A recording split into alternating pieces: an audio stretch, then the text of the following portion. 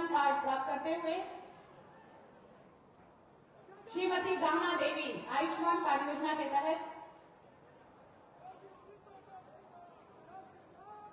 PM किसान निधि योजना के तहत श्याम देव स्वीकृति पत्र प्राप्त करते हुए श्री राम निवास मौर्य स्वीकृति पत्र प्राप्त करते हुए कन्या विवाह सहायता योजना के तहत श्रीमती ज्ञानती देवी 55,000 रुपए की धनराशि का डेमोचेक, मृत्युवरण दिव्यांगता सहायता योजना के तहत श्रीमती इंद्रावती देवी 2.25 लाख का डेमोचेक प्राप्त करते हुए स्मार्टफोन हमारे युवाओं में अंतिम वर्ष यशस्वी माननीय मुख्यमंत्री को कोटि कोटि नमन करते हुए सादर वंदन करते हुए सम्मान अनुरोध करते हुए कि अपने सकारात्मक उद्बोधन से आप सभी को अंकित करेंगे। एक बार जोरदार तालियों के साथ अभिनंदन वंदन स्वागत और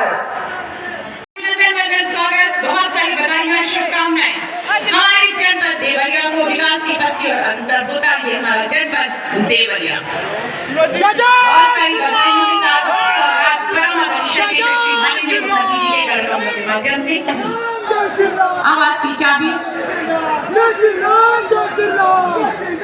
आवाज की चाबी श्रीमती सोनी देवी,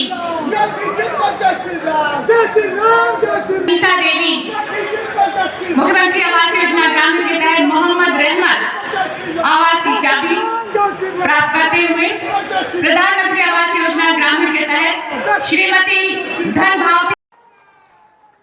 अब देवरिया पिछड़ा नहीं रहेगा। प्रकृति और परमात्मा की, ऋषि मुनियों की, संतों की, स्वतंत्रता संग्राम सेनानियों की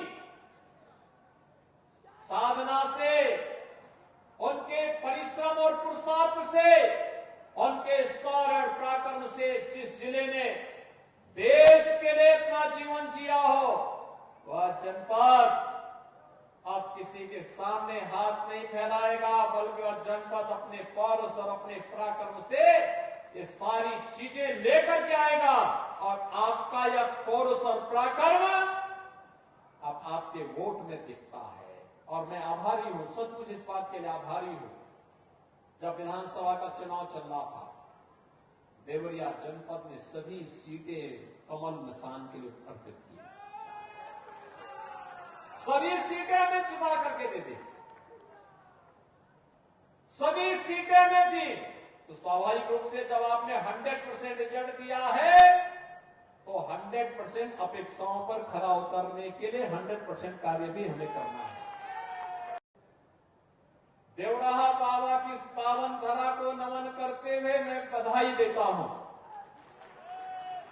होली के पूर्व, क्योंकि होली के दौरान तो हो सकता है कि हम लोग चुनाव आचार संहिता के नाते कोई उद्घाटन शिलान्यास नहीं कर सकते, इसलिए मैंने कहा कि वे जल्दी में ही सही यहां पर हम लोग जाकर के होली का उपहार अपने देवरिया जनपद के बंधुगणों को उपलब्ध करवा दें। इसीलिए आज मुझे यहां पे 700 करोड़ रुपए की इन परियोजनाओं के साथ आपके जनपद में आना पड़ा है।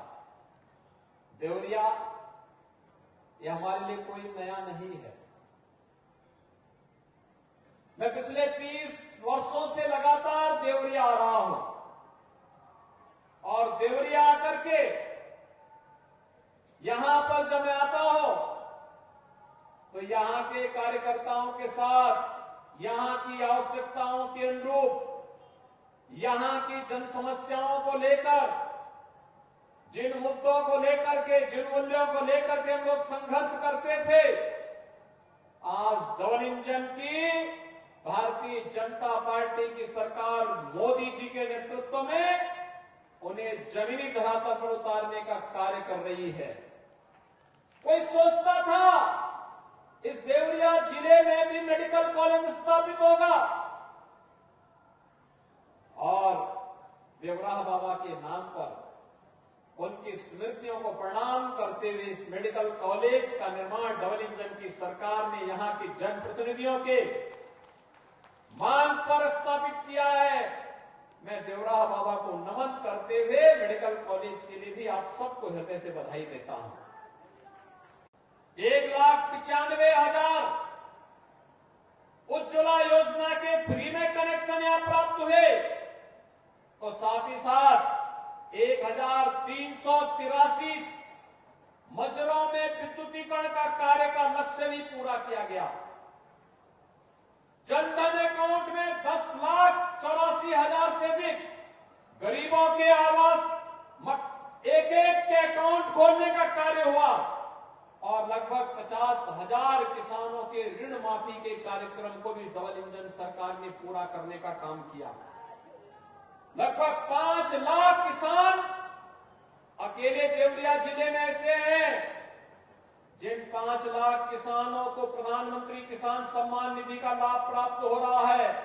और अभी तो यहां पर हम लोग पीएम कुसुम योजना के अंतर्गत ट्यूबवेल पर हमने अभी ट्यूबवेल की बिजली फ्री की है।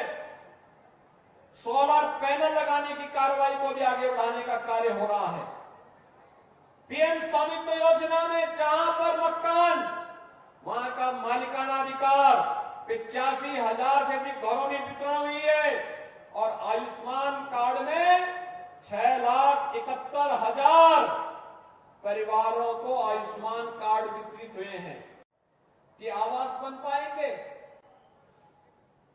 आप सोचिए, प्रधानमंत्री आवास योजना के 17,358 गरीबों को एक एक आवास देवरिया जनपद में प्राप्त हुए। अगर डबल इंजन की सरकार नहीं होती तो क्या ग्रामीण क्षेत्र में हर गरीब को 17,000 से अधिक आवास मिल पाते? मुख्यमंत्री आवास योजना में भी 1,389 लाभार्थियों को यह लाभ प्राप्त हुआ और प्रधानमंत्री आवास योजना शहरी में लगभग 24,000 आवास निर्मित हुए हैं। 24,000 आवास के लिए जो शहरी क्षेत्र में देवरिया में, बरहज में, बटौली में, इन कस्बों में जो आवास बने हैं, इन आवास के लिए भी मैं देवरिया के इन सभी गरीबों को जो आवासहीन थे उनकी सिर को ढकने के लिए डबल इंजन सरकार ने जो सौगात दी है, इसकी मैं आप सबको बधाई देता हूं।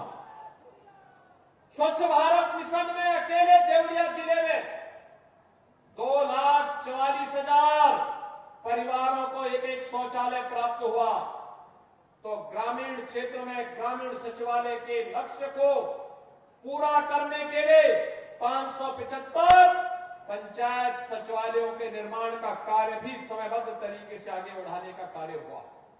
बहनों और भाइयों, मैं आपसे जानना चाहता हूं, ये जो गरीबों के लिए बिना भेदभाव के, न किसी की जाति है, न किसी का मत है, न किसी का मजहब है, सबका साथ और सबके विकास की भावनाओं के अनुरूप इन विकास योजनाओं का लाभ हर गांव, हर किसान, हर मजदूर, हर युवा। अभी मैं देख रहा था कुछ बेटियों को यहां मंच पर हम लोगों ने यहां पर स्वामी विवेकानंद युवा सशक्तिकरण योजना के अंतर्गत स्मार्टफोन और टैबलेट वितरित किए। यानी हर तबके के लिए उसकी रुचि और उसकी आवश्यकता के अनुरूप योजना लेकर के डबल इंजन की सरकार आई। यानी कहने के लिए विकास भी है और विरासत भी है। कोई सोचता था, मैं पूछना चाहता हूं, अगर सपा या कांग्रेस की सरकार होती तो बहनों और भाइयों, क्या अयोध्या में भगवान राम का मंदिर बन गया होता? क्या ये लोग बना पाते? क्या कितने लोग अयोध्या में दर्शन करने के लिए गए? वाह भाई, देवरिया बहुत आगे निकल गया। बाकी लोग जो हैं वो भी चाहिए अब अयोध्या दर्शन करने के लिए। वहां पे हमने व्यवस्था कर दी, एक दिन में 5 लाख श्रद्धालु भी जाएगा तो भी कोई समस्या नहीं होगी। और साई जी को ही हमने प्रभारी मंत्री बनाया। ये बीच में तो ये वहीं पे रुक गए थे। अरे हमने कहा लखनऊ में आप मंत्री हैं, अयोध्या में नहीं। अयोध्या तो आप केवल व्यवस्था के लिए, मुख्य समारोह की व्यवस्था के लिए गए थे। लेकिन आज आप देख रहे होंगे कितना परिवर्तन आया है। सलामणि की अपने भाषण में उन्होंने कहा ही, आपके वोट की ताकत ने 5 सदी के इंतजार को समाप्त कर दिया। 5 सदी का इंतजार समाप्त हुआ। अयोध्या में रामलला का आगमन हो गया और फिर से हमारे पूर्वजों का आशीर्वाद हम सबको प्राप्त हो रहा होगा। जिनका सपना था कि अयोध्या में फिर से रामलला विराजमान हो जाएं, उनका आशीर्वाद भी हम सबको प्राप्त हो रहा होगा। बहनों और भाइयों, यहां की जो एक मांग है, और मैं भी बार बार कहता हूं, मेरी इच्छा भी थी कि लोकसभा चुनाव के पहले शिलान्यास करें, लेकिन न्यायालय में मामला लंबित होने के नाते हम लोग नहीं आ पा रहे, लेकिन देर सवेर करेंगे जरूर। शुगर कॉम्प्लेक्स जिसमें चीनी मिल भी होगी, डिस्टिलरी भी होगी, इथेनॉल का प्लांट भी होगा और को जनरेशन का इलेक्ट्रिसिटी के निर्माण की कार्रवाई भी यहां पर कोजन प्लांट भी होगा। एक साथ एक कॉम्प्लेक्स यहां पर बने, इसके लिए भी हमने पैसा रखा हुआ है। जैसे ही मामला वहां से ठीक हुआ, तुरंत पैसा देवरिया आकर के निर्माण कार्य यहां प्रारंभ होगा।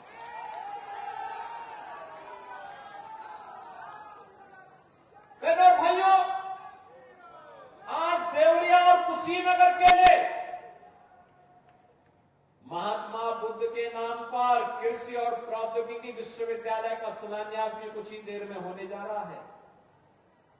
यह हमारा कृषि प्रधान क्षेत्र है। कभी देश के अंदर चीनी के कटोरे के रूप में विख्यात देवरिया और कुशीनगर जिला समय के अनुरूप सरकारों की उपेक्षा के कारण पिछड़ते गए, नेतागिरी हावी होती गई, विकास से कोसों दूर होते गए। परिणाम क्या था? परिणाम था यहां गरीबी छाती गई, चीनी मिलें बंद होती गई। पिछली सरकारों ने औने पौने दाम पर इन चीनी मिलों को बेचने का काम किया। लेकिन बहनों और भाइयों, हम कहने के लिए आए हैं, हमने पिपराइच और मुंडेरवा की चीनी मिल चला दी है। अब देवरिया के अंदर चीनी मिल चलाने के साथ साथ एक कृषि विश्वविद्यालय हमने कुशीनगर में दे दिया है। उसका एक कॉलेज भी हम लोग देवरिया के लिए स्थापित करने जा रहे हैं।